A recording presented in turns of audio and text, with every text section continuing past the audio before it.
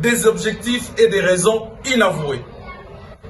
Passons outre le code éthique et de la déontologie, l'ordonnance loi fixant les modalités de l'exercice de la liberté de la presse, de l'information, des missions de la radio et de la télévision, etc., dite la loi Mouyaya, toutes les chartes conventionnelles qui promeuvent la liberté de la presse, les services de sécurité mis en place pour enquêter sur l'assassinat de Chéribin Okende va centrer son interrogatoire sur la publication d'un rapport de l'ANER dont le journaliste n'est pas visiblement auteur. Pour nous, Rajek, cette affaire infligée à cet infatigable chasseur d'informations, Boujakera, qui n'hésite pas à abandonner épouse et enfants, est une tragique illustration de la chasse aux sorcières lancée contre les journalistes que nous sommes.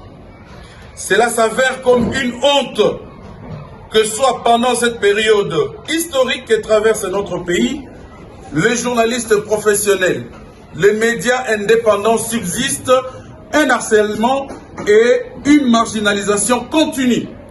Les rédactions contraintes à fermer. Nous posons la question de savoir, est-ce que nous devons changer notre métier? Nous dénonçons les poursuites dont les journalistes sont actuellement victimes dans notre pays et qui constituent une tentative autocratique de réduire au silence toutes les voix dissonantes et d'empêcher des journalistes indépendants de mener leurs activités.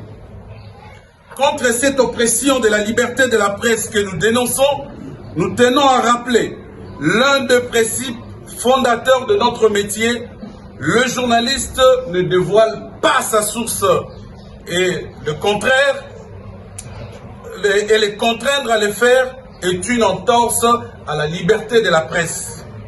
Le RAJEC exige la libération sans condition du journaliste Stani Boujakera qui n'a violé aucune disposition déontologique ni légale. Nous demandons aux autorités compétentes de lui laisser travailler libre et en toute sécurité et de prendre toutes les mesures nécessaires pour améliorer cet état qui devient de plus en plus désastreux de la liberté de la presse. Nous appelons les organisations, les organismes de défense et de promotion des droits de l'homme, de la liberté de la presse, nationaux et internationaux, de maintenir la pression sans relâche jusqu'à la libération de Stani Boujakera. Le RAJEC, qui en appelle à la solidarité tous azimuts, va annoncer d'ici 72 heures des manifestations de grandes envergures si et seulement si le confrère Stani Boujakera n'est pas libéré.